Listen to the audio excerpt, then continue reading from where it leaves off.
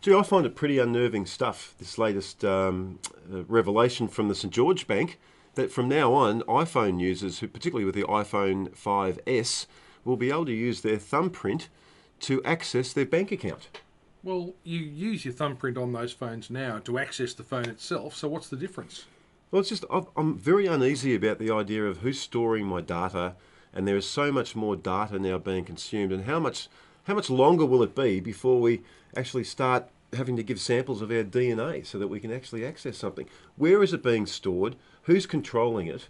I mean, pretty soon we'll just have computer chips in our arms and we'll just walk around and wave our hand over things. Well, we are going to have these biometric checks. You go to the United States, you give your prints of all your fingers. We're going to be doing that when we come into this country. That was announced not long ago, so presumably there'll be samples of that.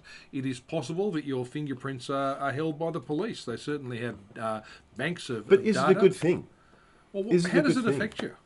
Because I don't like the idea of someone having in storage a whole data bank with my fingerprint details, my DNA encoded in there, iris scans. They're the latest thing too. I mean, they're already being used in many buildings around the world. Well, all your medical records are down at your doctor. The RMS has got details of your driving record. People know what you look like. They know where you live. They know what you like. They know you've got a couple of dogs. If they listen to our radio show, you talk about the dogs all the time. Well, we had a caller this morning, a technical expert, who actually said it'd be fantastic. I mentioned that several UK researchers over there in Britain have actually sewn computer chips underneath their skin and used them to access their workplace every day. And they all think it's funny because they're geeks and they're nerds, and they would.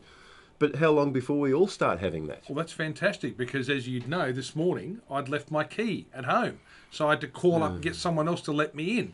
If I had the chip third time this week. If I had the chip in my arm, I'd have just waved it and come in. It's going to make life easier. It should be mandatory for people like you. It's going to make life easier, and if you've got nothing to hide and nothing to fear, it's not going to be a problem. But whatever happened to that idea that as an individual I can just go and vanish and disappear and not be tracked or traced? Why would you want to? Why would you want to? Unless There's you those bills I haven't paid and a couple of other things. But anyway. Exactly.